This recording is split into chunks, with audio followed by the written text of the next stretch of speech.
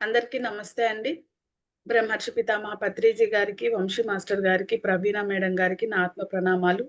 ఆశ్రమ సదస్యులు, బుక్ రచయిత అయిన టార్కం సడారియన్ గారికి నా ఆత్మ ప్రణామాలు. ఈ జ్ఞానాన్ని వినడానికి వచ్చిన మీ అందరికీ కూడా నా కృతజ్ఞతలండి. ఈరోజు 9th చాప్టర్ కంటిన్యూయేషన్ చేయబోతున్నానండి. శిక్షణ పదం 9th చాప్టర్ అండి. ముందులో ఏం చదువు ఎంతవరకు?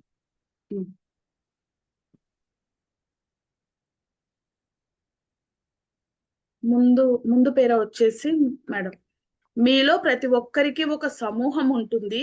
మీ సమూహం ప్రపంచ వ్యాప్తంగా ఉందనుకోండి. మీరందరూ నిద్రిస్తున్నప్పుడు ఒక మాస్టర్ కింద సమావేశం అవుతారు. మీరు దానిలో ముఖ్యమైన వారిగా మారుతారు. కొన్నిసార్లు మీ సమూహంలో జన్మ తీసుకున్న వారితో పాటు భౌతిక శరీరం ధరించిన వారు కూడా ఉంటారు. మనం వెళితే వాళ్ళు వస్తారు, వాళ్ళు వెళితే వాళ్ళు వస్తారు. ఇది నిన్న చదువుకున్న లాస్ట్ పేరమ్మ. ఈరోజు మరి ప్రశ్న, మీరు ఏ సమూహంలో భాగమో ఏది నిర్ణయిస్తుంది? కిరణమా? ఇది క్వశ్చన్ మేడం. జవాబు, అది వేరువేరుగా ఉంటుంది అని అంటున్నారు మేడం.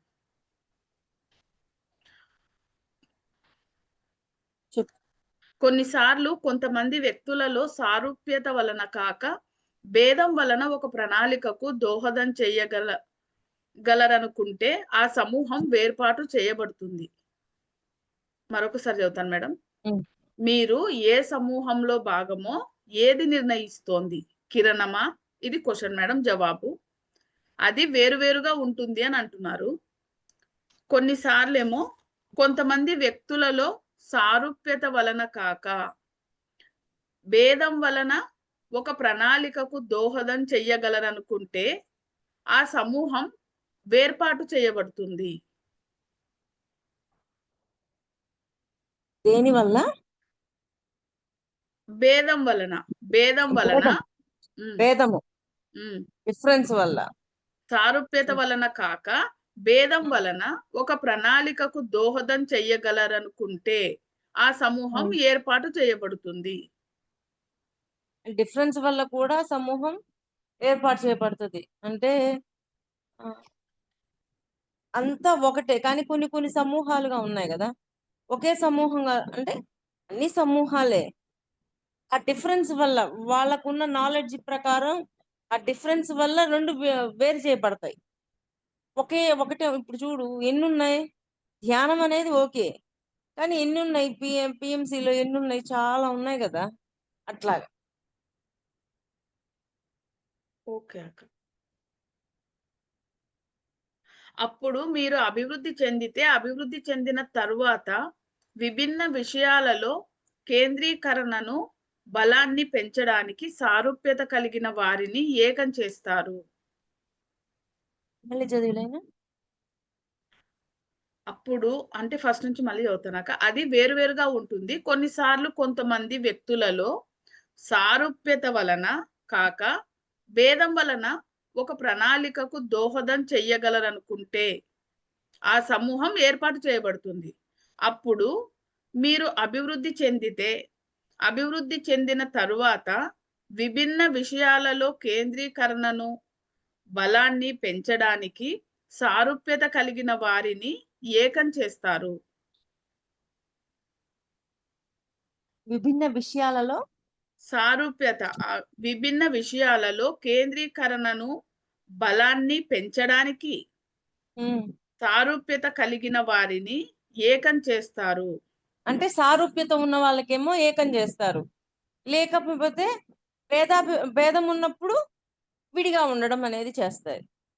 అంటే 2 గ్రూపుల్లో సారూప్యత ఉన్న వారిని ఏకం చేసి మిగతా వారిని మరొక సమూహం చేస్తారంటారా? అంటే వాళ్ళు అవ్వచ్చని, చేసేది అంటే ప్రత్యేకించి వాళ్ళు చేసేది ఏం లేదు. దాని వల్ల, సారూప్యత వల్ల కొన్ని కలిసిమెలిసి ఉంటాయి, కొన్ని భేదం వల్ల విడిపోయి ఉంటాయి అని సమూహాలు. మాస్టర్లు ప్రణాళిక ప్రకారం సమూహాలు విభిన్నంగా ఏర్పాటు చేయబడతాయి. మరొక ప్రశ్న, మనం భిన్న సమూహాలలో భాగమైతే భౌతికమైన సమూహంలో ఉన్నప్పుడు భిన్నంగా ఎలా ఉండగలం? ఇది హ్మ్. ప్రశ్న మేడం. హ్మ్. అదేంది మేడం? మనం భిన్న సమూహాలలో భాగమైతే హ్మ్. భౌతికమైన సమూహంలో ఉన్నప్పుడు భిన్నంగా ఎలా ఉండగలం? జవాబు చెబుతాను మేడం. హ్మ్. మీరు భవన నిర్మాణంలో పనిచేస్తూ ఉంటారు. హ్మ్. సాయంత్రం ఎక్కడో ఆధ్యాత్మిక విషయాలు బోధించడానికి వెళతారు. వేరు వేరు హ్మ్. సమూహాలతో ఉంటుంటారు. అంతే కదా! ఇప్పుడు జాబ్ చేస్తుంటారు కొంతమంది. తర్వాత మళ్ళీ సాయంత్రం అయ్యేసరికో, ఆదివారం అయ్యేసరికో మళ్ళీ ఆధ్యాత్మిక కార్యక్రమాల్లోకెళ్తారు. ఇక్కడ ఇక్కడ కలిసే వాళ్ళ సమూహం వేరు. ఆధ్యాత్మికంలో కలిసే వాళ్ళ సమూహం వేరు గదా! అవును 2 మేడం. ఒకటెట్లవుతాయి? అది. వేరు వేరు. హ్మ్. ఇది కూడా అంతే. ఒకే మనిషి భిన్న సంస్థలో ఉండవచ్చు. హుహు. అతను వాటన్నింటిలోనూ సేవ చేస్తాడు. చివరకు సంస్థలన్నీ ఏకమవుతాయి. అది ప్రణాళిక. జరిగేదంతా నిర్మాణమే అని అంటున్నారు. హ్మ్. అదే. మీ చైతన్యాన్ని విస్తరించుకొని అవగాహన పెంపొందించుకోండి. మీకు ఇష్టం ఉన్నా, లేకపోయినా మర్యాద, అంకితత్వం, త్యాగం కలిగిన సభ్యుడిగా ఒక సమూహంలో ఉండబోతారు. హ్మ్. అది అంటే ఒక సమూహంలో ఉండబోతారు. ముందులేనేంటి?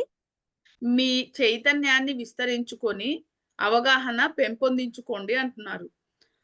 మీకు హ్మ్. ఇష్టం ఉన్నా లేకపోయినా మర్యాద, అంకితత్వం, త్యాగం కలిగిన సభ్యుడిగా ఒక సమూహంలో ఉండబోతారు. అంటే అన్ని సమూహాల్లో ఉన్నప్పుడు దానికంటే కూడా ఒక సమూహంలోకి స్టాండర్డ్ అవుతారని. అన్ని సమూహాలు గమనిస్తారు.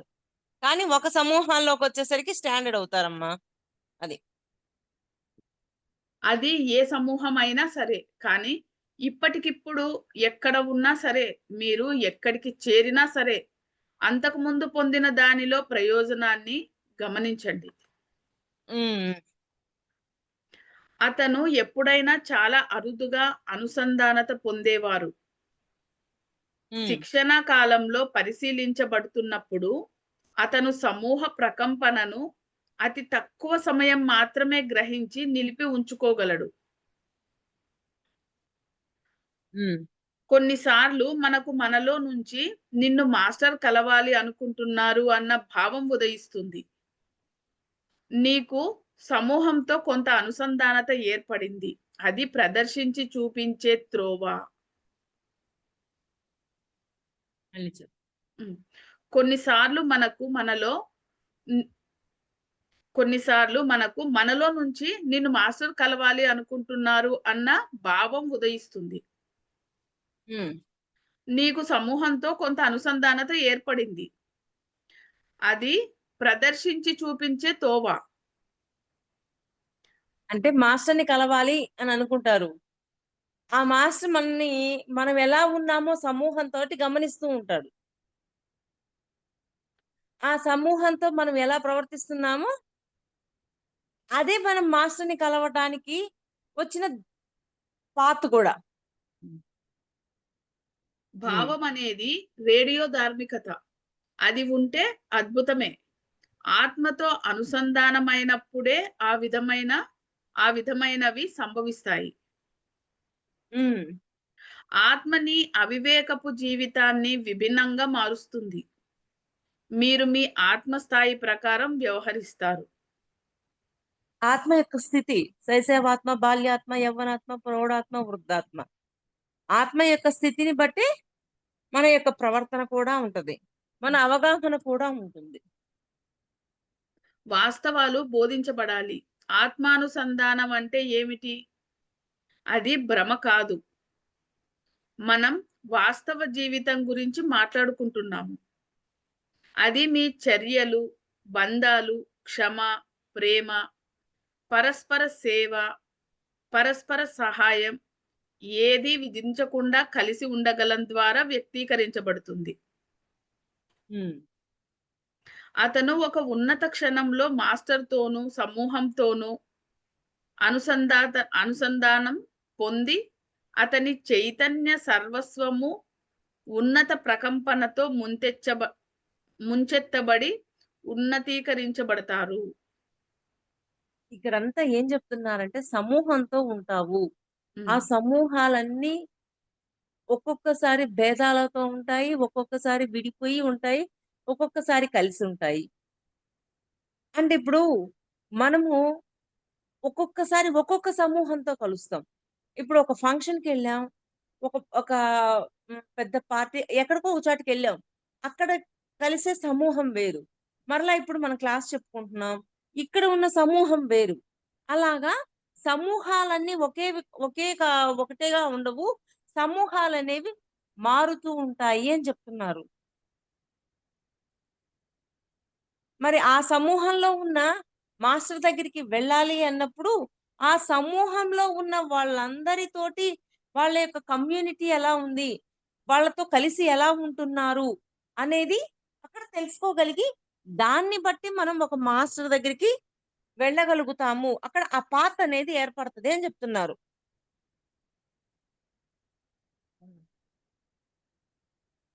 అతను ఒక ఉన్నత క్షణంలో మాస్టర్‌తోనూ, సమూహంతోనూ అనుసంధానం పొంది, అతని చైతన్య సర్వస్వము ఉన్నత ప్రకంపనతో ముంచెత్తబడి ఉన్నతీకరించబడతాడు. తర్వాత నెమ్మదిగా విరామం పొంది అనుసంధానం కోల్పోతాడు. అతని హ్మ్. శరీరాలు సరిపడినంత స్వచ్ఛపరచబడవు. అంతేకాక ఆ ప్రకంపన కూడా దీర్ఘకాలం నిలిపి ఉంచుకోలేనంత అస్థిరతతో ఉంటుంది. మళ్ళీ హ్మ్. ఒక్కొక్కటి చదవమంటారా మేడం? హ్మ్. హ్మ్. తర్వాత అతను ఒక ఉన్నత క్షణంలో మాస్టర్‌తో, సమూహంతోనూ అనుసంధానం పొంది,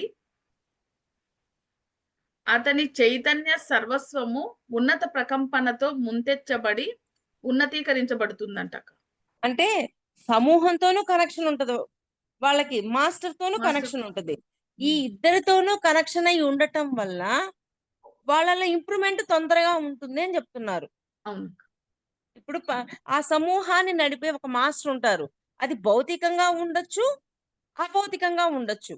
ఆ మాస్టర్స్‌తో కనెక్ట్ ఇప్పుడు అదే నేను చెప్పాను గదా! సద్గురు మూవ్‌మెంట్ ఉంది. సార్ హ్మ్. ఎప్పుడు అంటూ ఉంటారు. మహావతార్ బాబాజీ యొక్క సమక్షంలో ఉందిరా ఈ సద్గురు మూవ్‌మెంట్ అంటారు. అంటే మనం మహావతార్ బాబాజీతో కనెక్ట్ అయ్యి ఉన్నాము. ఇక్కడన్న సార్‌తో కనెక్ట్ అయ్యి ఉంటాము. సమూహంతో కనెక్ట్ అయ్యి ఉంటాము. అందరితో కనెక్ట్ అయ్యి ఉన్నప్పుడు మన గ్రోత్ అనేది ఇంకా ఫాస్ట్‌గా ఉంటుంది. అది. తరువాత నెమ్మదిగా విరామం పొంది అనుసంధానం కోల్పోతాడు. హ్మ్. అతని చెప్తారా అక్క?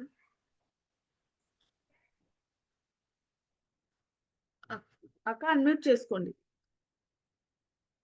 హ్మ్. చెప్పు. తర్వాత నెమ్మదిగా విరామం పొంది అనుసంధానం కోల్పోతాడు. అతని శరీరాలు సరిపడినంతగా స్వచ్ఛపరచబడవు. అంటే సమూహాలతోటి కనెక్షన్ కోల్పోతే ఇంకా స్వచ్ఛపరచడం అనేది జరగదు. కానీ ఆ సమూహంతోటి, ఆ మాస్టర్స్‌తో మనం అనుకుంటుంటాం గదా! మనకి ఎప్పుడైతే కనెక్షన్ కట్ అవుతదో మనకి సిగ్నల్స్ ఏమి ఉండవో, మాస్టర్స్ నుంచి సందేశాలు ఏమి రావు గదా! అవునక్క. అది. అంతేకాక ఆ ప్రకంపన కూడా దీర్ఘకాలం నిలిపి ఉంచుకోలేనంత అస్థిరతతో ఉంటుంది. ఆ! ఎందుకని అస్థిరతతో ఉన్నారు కాబట్టి, సరిగా లేదు కాబట్టి, ఆ ప్రకంపన ఉండకుండా అయిపోయింది. సమూహంతో కానీ, దేనితోనైనా సరే.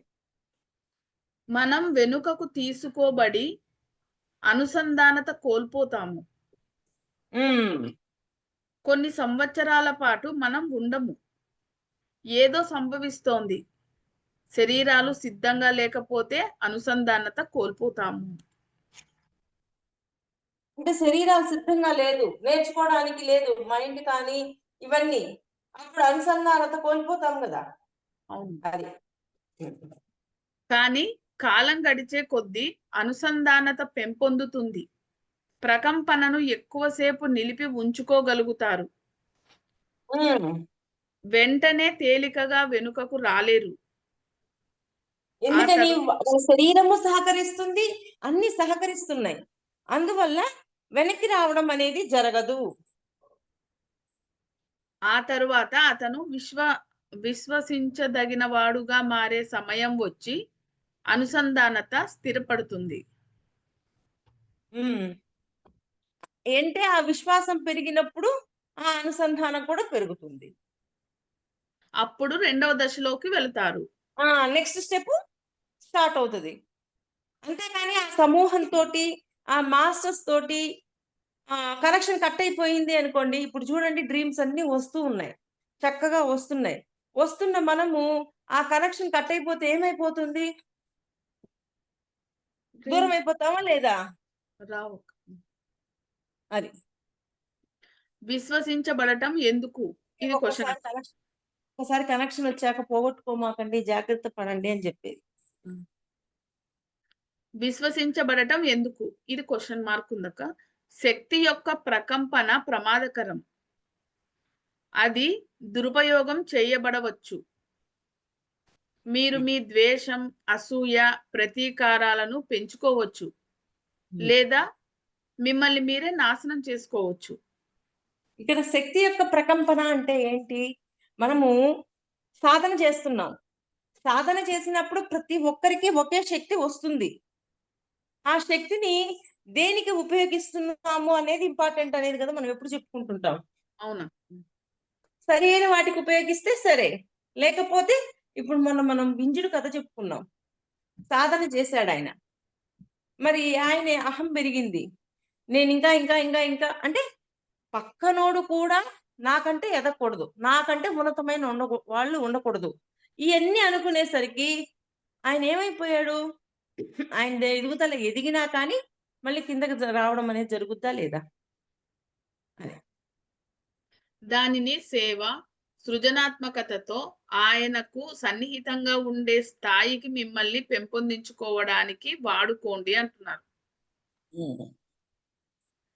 ఈ లైన్ మళ్ళీ చదువు. ముందు లైన్ ఈ లైన్ 2 కలిపి చదువు. విశ్వసించడం ఎందుకు? ఇది క్వెషన్ మార్క్ ఉందక్క. దాని పక్కన శక్తి యొక్క ప్రకంపన ప్రమాదకరం. అది దురుపయోగం చేయబడవచ్చు. మీరు మీ ద్వేషం, అసూయ, ప్రతీకారాలను పెంచుకోనవచ్చు. లేదా మిమ్మల్ని మీరే నాశనం చేసుకోవచ్చు. దానిని సేవ, సృజనాత్మకతలతో ఆయనకు సన్నిహితంగా ఉండే స్థాయికి మిమ్మల్ని పెంపొందించుకోవడానికి వాడుకోండి. అంటే ఆ శక్తి యొక్క ప్రకంపనలను దేనికి ఉపయోగించుకుంటున్నాం? సరికాని వాటికి ఉపయోగించామంటే కిందకి పడిపోతాం. అయితే అప్పుడు వింజుడు అహంతో ఉన్నాడు. అహంతో ఉండేసరికి ఇంత కాదన్నా ఎదగాల్సిన దానికి తగ్గిపోయిందా లేదా? కానీ దాన్ని సరియైన వాటికి ఉపయోగించుంటే అంటే పక్కన వేరే వాళ్ళు ఎదిగారు. నేను కూడా వాళ్ళలాగా ఎదగాలి అనుకోవడం తప్పు కాదు. నాకంటే ఇంకెవరు ఉండకూడదు. తాడిని తన్నేవాడుంటే వాడి తలను తన్నేవాడు ఇంకోడుంటాడు. అందుకని ఇన్ఫినిటివ్ అని ఎప్పుడైతే మనం అనుకుంటామో అహంలోకెళ్ళం. అప్పుడు మనల్ని మనం ప్రొటెక్ట్ చేసుకుంటాం. అలాగా ఆ శక్తి యొక్క ప్రకంపనని సరియైన వాటికి ఉపయోగించుకున్నప్పుడు మనం ఎదగగలుగుతాం. అప్పుడు మాస్టర్‌కి దగ్గర అవ్వగలుగుతాం. ఆ విశ్వాసం కూడా పెరుగుతుంది. అది. శిక్షణ మార్గంలో పెంపొందించుకునే రెండవ విషయం సూక్ష్మ ఆలోచన నైపుణ్యం లేదా కారణ శరీరంతో ఉన్నత మానసంతో అనుసంధానం పొందడం. అది. ఇంకొంచెం మెట్టు ఎదిగాము అంటే మనం ఉన్నత మానసంతోటి కమ్యూనికేషన్ అనేది మనకు దొరికింది అని. అందుకే డ్రీమ్స్ పట్టుకోమని చెప్పేది మీకు. సూక్ష్మ ఆలోచన నైపుణ్యం లేదా కారణ శరీరంతో ఉన్నత మానసంతో అనుసంధానం పొందడం. అతను అది. అతను ఉన్న మ- అతను ఉన్న అతను ఉన్న మానసాన్ని కేవలం ఉన్నత మానసాన్ని చేర్చే ఉపకరణంగా వాడటం నేర్చుకోవాలి. హ్మ్. అంటే అతనికి ఉన్న మానసంని ఉన్నత మానసం వైపే. అంటే ఇప్పుడు శక్తి వచ్చింది.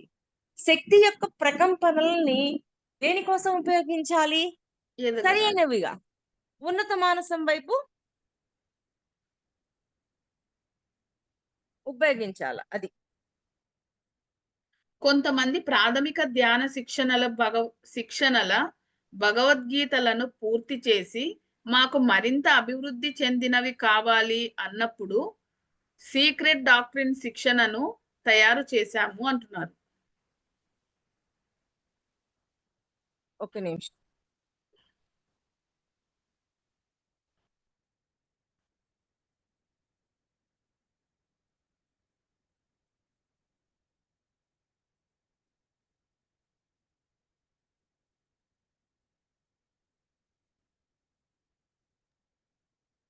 చెప్పు మాధవి. కొంతమంది ప్రాథమిక ధ్యాన శిక్షణల భగవద్గీతలను పూర్తి చేసి మాకు మరింత అభివృద్ధి చెందినవి కావాలి అన్నప్పుడు సీక్రెట్ డాక్ట్రిన్ శిక్షణను తయారు చేశాము. ఓహో! ఓకే. భగవద్గీత మాకు అర్థమయింది అనుకున్న వాళ్ళు మళ్ళీ ఇంకేయో ఇంకొంత నాలెడ్జ్ ఇచ్చే వాటిని తయారు చేశారు. ఈ నిమ్న భగవద్గీత ఒకటో క్లాసోడికి అర్థమైతే ఏ లెవెల్‌లో అవగాహన అర్థమైద్ది భగవద్గీత. ఈ నిమ్న మానసానికి ఉన్నత మానసానికి మధ్య అడ్డుగోడ తొలగినప్పుడు మాత్రమే మీ సౌరదేవదూతలు మాస్టర్లు కలవగలరు. అనుసంధానతకు సిద్ధపడాలంటే సూక్ష్మ యోచన కొంత స్థాయిలో ఉండాలి. అప్పుడు అవి మార్పు చెంది అతను ఆ కారణ శరీరంలో స్థిరపడతాడు. ఆ అనుసంధానం కావాలి అంటే చాలా సూక్ష్మాలు కూడా గమనించగలగాలి. ఆ సూక్ష్మాల వల్ల అవి కూడా సరి చేసుకున్నప్పుడు ఆటోమేటిక్ గా కనెక్టివిటీ మిస్ అవ్వకుండా ఉంచుకోగలుగుతాం. అప్పుడు కారణ శరీరపు వాహకం ద్వారా సూక్ష్మ స్థాయిలకు అనుసంధానించబడతాడు. కారణ శరీరం ఎక్కడుంటది? కారణ లోకాల్లో. అదే అంటే ఆ కారణ శరీరంతో కనెక్ట్ అయ్యి ఉన్నప్పుడు మనం ఇక్కడ ఏం చేస్తున్నాము, ఇంకా ఏం నేర్చుకోవాలి, అసలు ఆల్రెడీ గత జన్మల్లో ఏం నేర్చుకున్నాము, ఇవన్నీ అవగాహన అవుతాయి. ఇది జరిగే వరకు నిమ్నలోకం నుంచి ఉన్నత లోకం వరకు పెంపొందే వరకు మాస్టర్తో అనుసంధానత పొందలేము. అదే ఇవన్నీ జరుగుతూ జరుగుతూ జరుగుతూ ఉండే కొద్దీ ఆటోమేటిక్ గా మాస్టర్స్ తో అనుసంధానం అవుతాం. అంటే ఏంటి? మనలో సాధనతోటి వచ్చిన శక్తిని సరి అయిన వాటికి ఉపయోగిస్తే మాస్టర్స్ తోటి ఉన్నత తలాల్లో ఉన్న వాళ్ళతోటి అందరితోటి కనెక్షన్ వస్తది. సరికాని వాటికి ఉపయోగించాము అనుకోండి, మనకు ఆ కనెక్షన్ అనేది అందదు. ఎప్పుడైతే వాళ్ళతో ఆ కనెక్షన్ అందుతుందో, మనం ఇంకా ఉన్నతంగా ఎదగగలుగుతాం. ఆ కనెక్టివిటీ ఉన్నప్పుడు వాళ్ళిచ్చే సమాధానాన్ని ఒక ఫ్రాక్షన్ ఆఫ్ సెకండ్స్‌లో ఒక స్పార్క్ లాగా అందిద్దనమాట. అస్సలది అద్భుతం తెలుసా? ఒక స్పార్క్ లాగా వచ్చేస్తది. ఆ సమాధానం మాస్టర్స్ నుంచి. ఆ స్పార్క్‌ని గాని మనం పట్టుకోవాలి అంటే, మనం ఇక్కడ ఏమి అనవసరపు ఆలోచనలు, అనవసరపు విషయాల్లో దూరడాలు ఇవన్నీ ఏమీ లేకుండా మనం కూల్‌గా ఉంచుకోవాలి. ఇప్పుడు ఈ 2 విషయాలు అంటే మాస్టర్ సమూహాన్ని చేరగలిగే శక్తి, కారణ శరీరంలో స్థిరపడి సూక్ష్మ స్థాయిలను చేరగలగడం ఖచ్చితంగా ధ్యాన ఫలితమే. ఖచ్చితంగా ధ్యానం ధ్యాన యొక్క ఫలితం. ఫలితం. హ్మ్. ఈ విధమైన విషయాలన్నీ సమాచారంగా మిగిలిపోకూడదు. అది సాధన చేసి అనుభవం పొందవలసిందే. క్రమంగా హ్మ్. మన శిక్షణ మార్గంలో ఉన్నాం కనుక ఒకటవ, రెండవ, మూడవ పరీక్షలకు గురై ఉత్తీర్ణత పొందినప్పుడు రోజుకు ఒకసారైనా సూక్ష్మ శరీరంతో కలశంతో అనుసంధానత పొందుతాము. ఒక టవర్ అంటే ఒక్కొక్క మెట్టు ఎక్కుతూ ఉన్నాం. ఒక టవర్, 2 అంటే 3 ఉన్నాయి కదా! 7 ఉన్నత స్థలాలు. అలా ఒక్కొక్క తలం దాటి వెళ్ళిపోతూ ఉంటాం. మీరు విషయాలను ఎంతో అందంగా బోధిస్తూ మీ జీవితంలో వాస్తవీకరించుకోకపోతే మీరు బోధనకు శత్రువులవుతారు. అది ఎంతో భయంకరం. అలా మళ్ళీ చదువు. మీరు విషయాలను ఎంతో అందంగా బోధిస్తూ మీ జీవితంలో వాస్తవీకరించుకోకపోతే మీరు బోధనకు శత్రువులవుతారు. అది ఎంతో భయంకరం. ఏంటి మాస్టర్స్ ఇచ్చిన స్వప్నాలలో మాస్టర్స్ ఇచ్చి ఇవి సరి చేసుకోండి అని చెప్తూ ఉంటారు. అవి గాని సరి చేసుకోకపోతే మళ్ళీ మన పరిస్థితులన్నీ మారిపోతాయి గదా! ముందు చెప్పిన దానిని పునశ్చరణ చేసుకోనవసరం లేదు. ధ్యానం ద్వారా నిలిపి ఉంచుకుంటే ఉన్నత ప్రకంపనలు నిలుపుకునే నైపుణ్యం పెంపొందుతుంది. ఈ పాయింట్ చదువు మళ్ళీ. ధ్యానం ద్వారా ముందు చెప్పిన దానిని పునశ్చరణ చేసుకోనవసరం లేదు. ధ్యానం ద్వారా నిలిపి ఉంచుకుంటే ఉన్నత ప్రకంపనలు నిలుపుకొనే నైపుణ్యం పెంపొందుతుంది. ఉన్నత ప్రకంపనాలని నిలుపుకునే శక్తి మనకొస్తది. ధ్యానం ద్వారా. ధ్యానం ద్వారా. ఎందుకని సాధన చేసే కొద్దీ మన అంతరంగంలో మనం ఎలా ఉన్నామో మనకు అర్థమవుతూ ఉంటుంది. వాటన్నిటిని మార్చుకుంటూ ఉంటాం. ఒక్కొక్కసారి మాస్టర్స్ ఇచ్చిన సందేశాలను బట్టి మనల్ని మనం మార్చుకుంటుంటాం. ఇలా మార్చుకోవడం ద్వారా ఇంకా ఉన్నతంగా ఎదగగలుగుతాం. అందుకే నిరంతరం ఒకే విషయం చెబుతూ ఉంటాము. ధ్యానం, ధ్యానం, ధ్యానం. తప్పించుకునే దారే లేదు. అది చేయకపోతే ఇంకా అంటే ఎన్ని ఉన్న శాఖలు మెయిన్ అది. దాన్ని తప్పించుకునే అవకాశాలు ఎక్కడా లేవు. మరొక ప్రశ్న మేడం. శక్తివంతమైన ధ్యానం అంటే ఏమిటి? హ్మ్. జవాబు. దాని అర్థం కష్టాలను అధిగమించడం. అది అనుభూతి పరమైనది కాదు. మార్గంలోని అవరోధాలను, ఇబ్బందులను ఎదుర్కొని ఆ ధ్యానాన్ని కొనసాగించడం. కష్టాలని దాటటం. అంటే అవన్నీ వస్తుంటాయి, పోతుంటాయి అన్న అవగాహన రావటం. మన మార్గంలో నిరోధాలు, అడ్డంకులు, కష్టాలు లేకపోతే పురోభివృద్ధి హాయిగా ఉంటుంది. కానీ కర్మ ప్రకారం అవన్నీ మనమే నాటాం కనుక మార్గంలో అవన్నీ ఉంటాయి. అంతే. శక్తివంతం అంటే ఆ ఇబ్బందులు, నిరోధాలు, కష్టాల ద్వారానే కొనసాగటం. హ్మ్. అది వాస్తవాల గురించి మాట్లాడుకోవడం. హ్మ్. ఆయన శిష్యుడిగా ఉండటం ఎంతో అనుసంధానం ఇస్తుంది అని చెప్పటం లేదు. దానికి భిన్నంగా కష్టానికి సంసిద్ధంగా ఉండండి అని చెప్పటం. అంతే. శిష్యరికం అంటే 12, 13,000 అడుగుల శిఖరాన్ని శీతాకాలంలో చలిగాలుల మధ్య ఎక్కడం వంటిది. అంటే ప్రజల శీతాకాలంలో, చలిగాలుల్లో ఎక్కేటప్పుడు ఎంతగా ఉంటది అసలు. అంత అంత కష్టతరమని. కానీ ఎక్కడం అంటూ మొదలుపెట్టాక పొయ్యే కొద్దీ తేలికైపోతది. అంటే ఇప్పుడు ప్రజల స్టార్టింగ్ అప్పుడు చలి ఎక్కువగా ఉంటది. తట్టుకోలేము. పోయే కొద్దీ మన దేహం గూడా సహకరిస్తది గదా దానికి. అలవాటు పడిపోతాం. అట్లాగా ఆ! ఎదిగే కొద్దీ అన్నిటికి మన దేహం అన్ సహకరించడం అనేది జరుగుద్ది. ప్రజలకు శిష్యుడిగా ఉండటం ఎంతో ఆనందంగా ఉండటం అని అబద్ధం చెప్పకండి. హ్మ్. అది ఆనందం లేని జీవితం. అప్పుడే మీ కర్మ తీర్చబడి మీకు నిజమైన ఆనందాన్నిస్తుంది. హ్మ్. మళ్ళీ చదవాలేండి. ప్రజలకు శిష్యునిగా ఉండటం ఎంతో ఆనందంగా ఉండటం అని అబద్ధం చెప్పకండి. హ్మ్. అది ఆనందం లేని జీవితం. హ్మ్. అప్పుడే మీ కర్మ తీర్చబడి మీకు నిజమైన ఆనందాన్నిస్తుంది. మిలారప్ప గారు మార్బా దగ్గర శిష్యుడిగా ఉన్నారు. మార్బా గారి దగ్గర శిష్యుడిగా ఉన్నారు. శిష్యుడంటే ఏదో గొప్ప అనుకోకండి మరి. మిలారప్ప గారికి ఎన్ని పరీక్షలు పెట్టారు మార్పా గారు. ఎందుకని ఆయన ముందు జీవితం అలా ఉంది కాబట్టి ఆయన ఎన్నో పరీక్షలు ఎదుర్కోవాల్సొచ్చింది. ఆ పరీక్షల ద్వారా ఆయన ఎంతో మార్చాడు కదా! అది. ఈ పాయింట్ మళ్ళీ ఒక్కసారి చదువు మాధవి. అసలు అంటే వినడానికి ఏదోగా ఉంది. కానీ లోతైన భావం ఉందండి. హ్మ్. ప్రజలకు శిష్యుడిగా ఉండడం ఎంతో ఆనందంగా ఉండడం అని అబద్ధం చెప్పకండి. అది హ్మ్. ఆనందం లేని జీవితం అని అంటున్నారు. హ్మ్. అప్పుడే మీ కర్మ తీర్చబడి మీకు నిజమైన ఆనందాన్నిస్తుంది.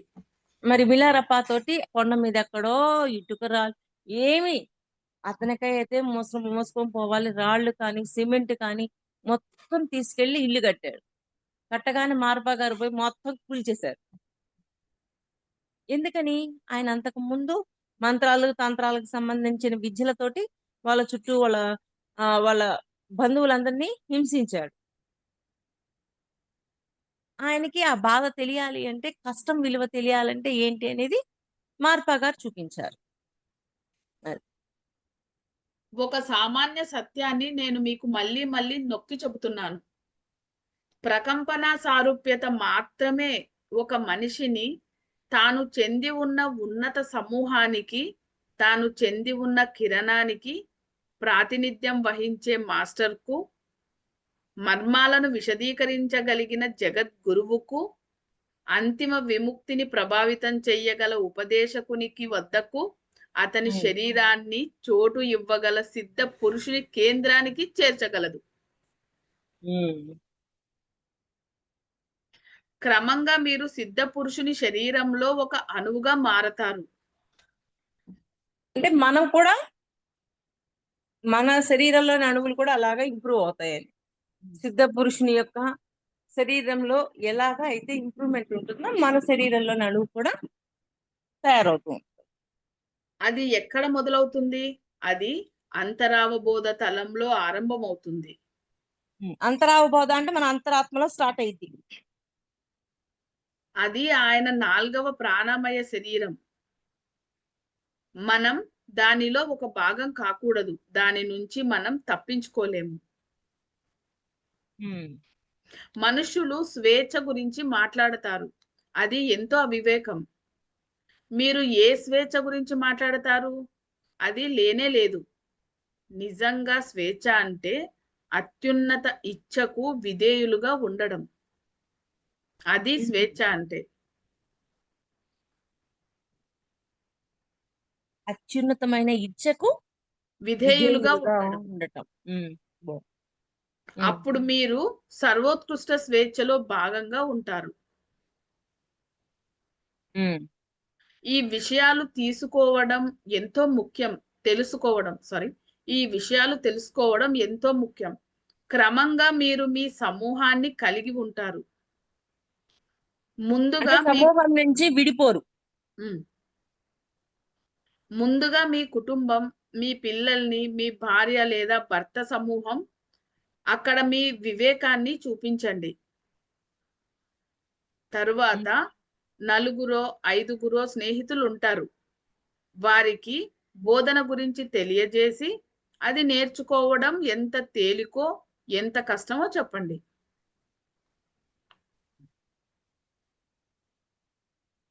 ఓకే.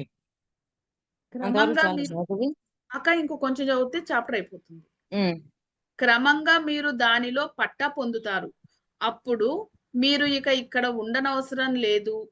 బయటకు వెళ్ళి మీ సమూహాలను తయారు చేసుకోండి. కానీ నియమాల పట్ల విశ్వాసంతో ఉండండి. అంతే. నియమాలంటూ కొన్ని ఉంటాయి కదా, ఆ నియమాల పట్ల విశ్వాసంతో ఉండాల. ఇప్పుడు కాకపోయినా మరు జన్మలోనైనా చేస్తారు. అంటే ఈ జన్మలో నేర్చుకున్నాం, ఇప్పుడు చదువుతున్నాం, అన్ని చేస్తున్నాం, ఈ జన్మలోనే ఇంప్లిమెంట్ చేయొచ్చు. ఒకవేళ లేదనుకో నెక్స్ట్ జన్మకైనా ఇది పనికొస్తుంది అని. అంటే ఎక్కడ వరకు అయిపోయిందో దాన్ని నెక్స్ట్ నుంచి మొదలెడతాం నెక్స్ట్ జన్మకి. అది మీ మూఢత్వాలన్నింటినీ వదిలి అత్యున్నతమైన దైవత్వానికి మిమ్మల్ని మీరు అంకితం చేసుకుంటారు.